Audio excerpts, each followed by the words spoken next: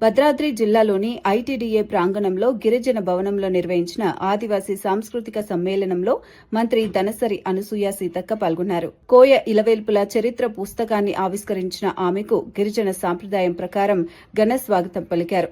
చిన్నారుల సాంప్రదాయ నృత్యాలు, గిరిజనుల కళా ప్రదర్శనలు ఆకట్టుకున్నాయి. ఈ సందర్భంగా మంత్రి మాట్లాడుతూ దేశానికి మూలవాసులు ఆదివాసులేనని, వారి సంస్కృతి సాంప్రదాయాలు మన అస్తిత్వానికి ఆధారమని చెప్పారు.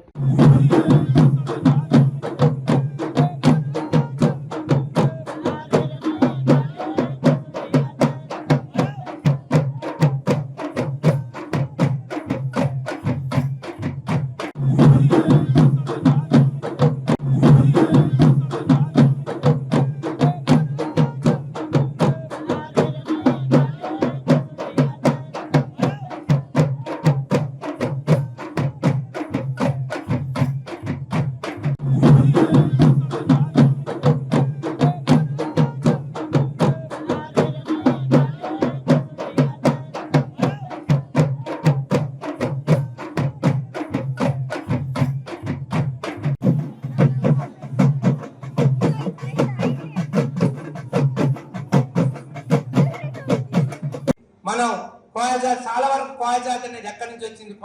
మన గోడాల్లో కొండల్లో మనం పూజించే ఏదైతే కర్ర ఉందో మనం చాలా వరకు కొండల్లో ఉన్నాం కాబట్టి ఈ ద్రావిడ భాషలలో కూడా చాలా వరకు చాలా చరిత్రలు చెప్పాయి. వర్షాలు పడగానే దొరికేటటువంటి గంగబేల కూర ఎడిపోయింది, బొద్ది కూర ఎడిపోయింది, ఆనాటి అడవిలో దొరికే గడ్డలు ఎడిపోయినాయి, ఇంకా అనేక వస్తువులు కనుమరుగవుతా ఉన్నాయి. అంబలి ఎడిపోయింది.